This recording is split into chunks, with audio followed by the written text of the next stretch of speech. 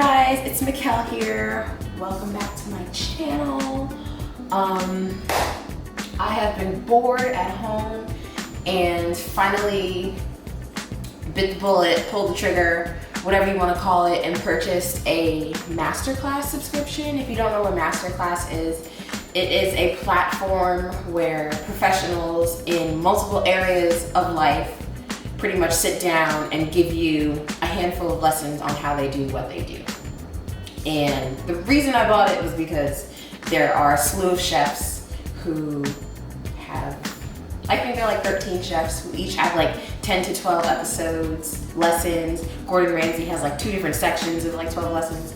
So yeah, I figure I'm home, I might as well learn something. And today we are attempting, I say attempting because this is my first time and I cannot guarantee that the final product will be on Gordon Ramsay's level, but we're gonna try. A beef Wellington. I've never had a beef Wellington before, but it's pastry, it's steak. I like both of these things. I don't understand why. It's not something that would be enjoyable to me.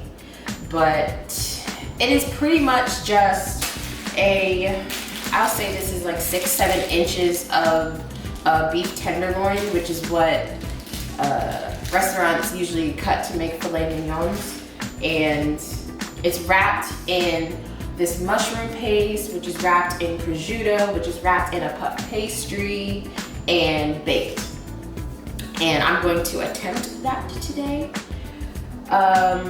I'm going to start with the mushroom paste, and then Gordon Ramsay's version includes a crepe, which is wrapped around the prosciutto prior to the puff pastry.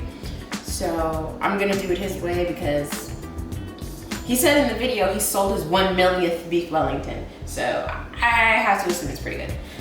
But the paste is pretty much just baby portobello mushrooms, finely chopped, sauteed for like 10 minutes in olive oil until all the moisture is removed and it kind of darkens in color and all that jazz. So I'm gonna give it a shot.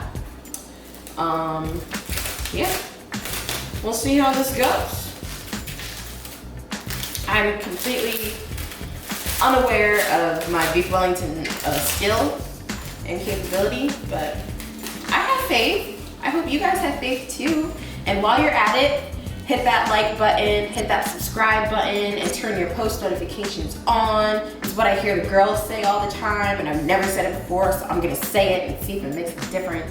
But I know y'all will be back. I just know it. I'm gonna wash my mushrooms because I actually don't know how much I'm gonna need, but this seems decent. Yeah, mushrooms to me are like by far the dirtiest produce items that you can buy. I guarantee you your water will be brown after you wash. If you rinse them a little bit, you'll see. But I'm gonna wash them real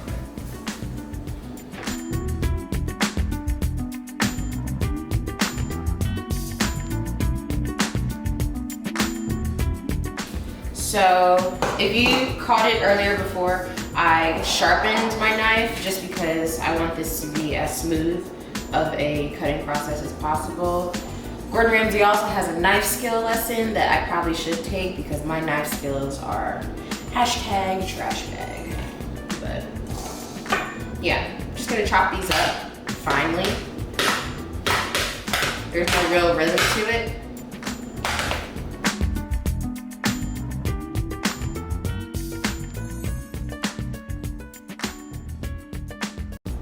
Since I need like 4 cups of this, I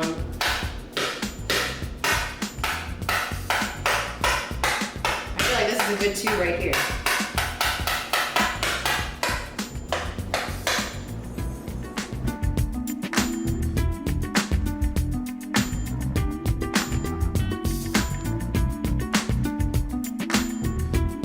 And I want to be politically correct. It's not just a mushroom paste.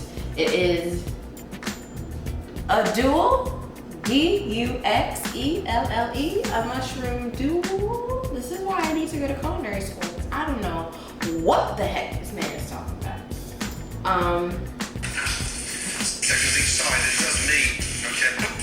All right, whatever, forget it. back to the welly. I'm gonna finish chopping these up. I feel like I'm taking longer than I need to, so. Have you ever seen that Vine where the guy's like, and he's like, poofs?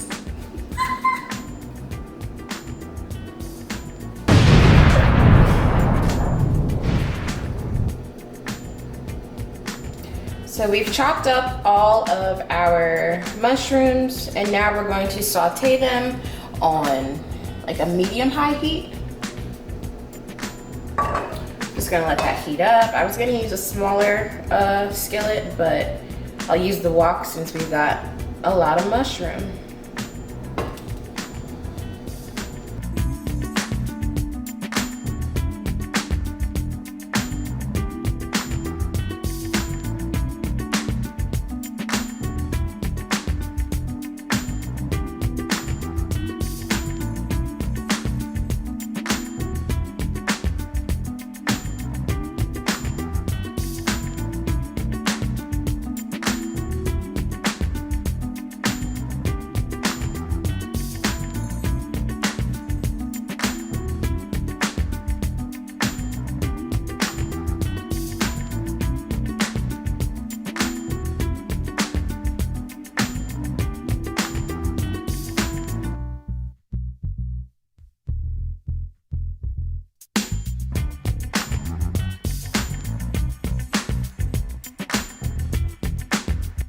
Okay, so next we are going to work on these chive crepes.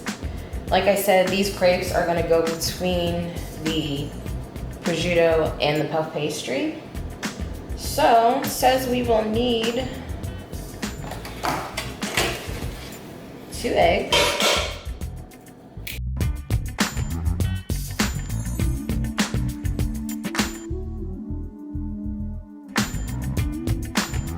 Flour, how much flour? 1 cup of flour.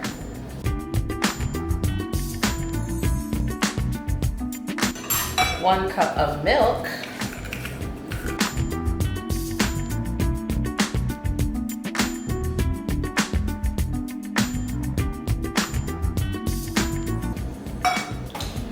I couldn't find fresh chives at the store, but they did have not fresh chives, dried chives.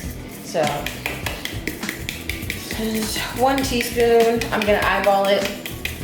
I don't really mind chives, so I might do a little bit more.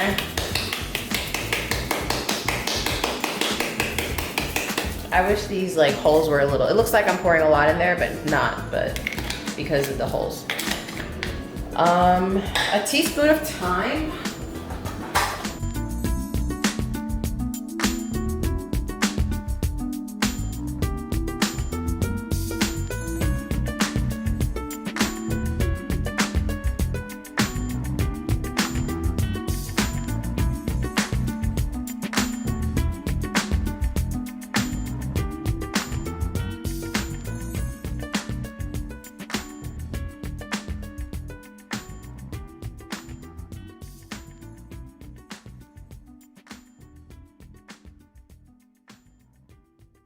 Now, if you do not have an immersion blender, you can take out an old-fashioned whisk, but I choose to think smarter and not harder, so I'm gonna have this do the work for me. But it says whisk until incorporated and refrigerate for like 30 minutes. So.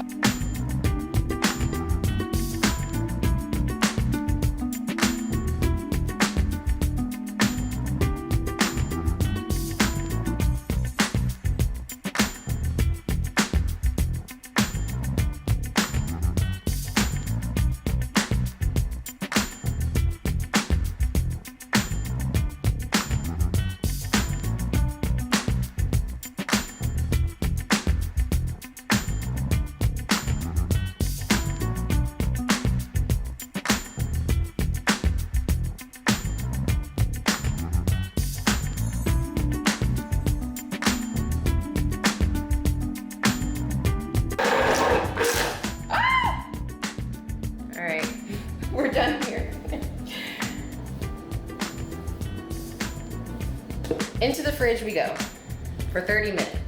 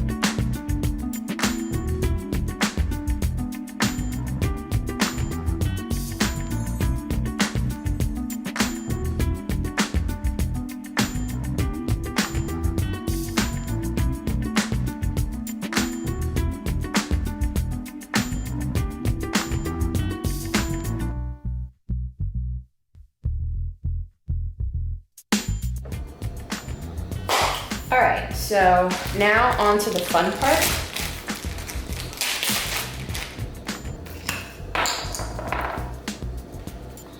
All right, so I purchased an entire filet beef tenderloin from the butcher shop, and let me tell you, if you're ready to make a beef Wellington, you better be ready to spend beef Wellington money, because the entire filet, which was probably like this big, was like $73. $73. So I ended up cutting it, and I'll use the rest for fillets at a later point in life. But yeah, the butcher trimmed it all. I'm gonna leave this on here because I really don't care about it that much. And I still want it to hold its shape. So what we're gonna do is season this liberally. The recipe says just salt and pepper, but I'm black, so I'm gonna use oxtail seasoning as well, because oxtail is beef and I like the way oxtail tastes, so I'm gonna use it. And who's gonna check me? Let me wash my hands. Okay, so. Seasoning on all sides, and all we're gonna do after this is just sear it. Sear it so it gets a nice little color. And really, this has salt in it, so I'm not even gonna use the pink salt. But of course, if you've got coarse salt and pepper and you wanna keep it traditional, by all means.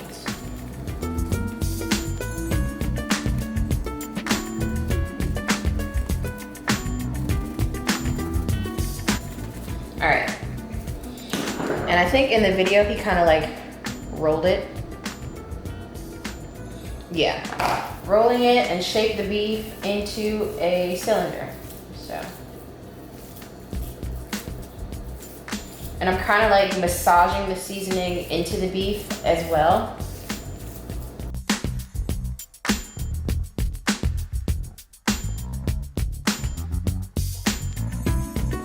All right. Wash my hands, we're gonna sear that bad boy.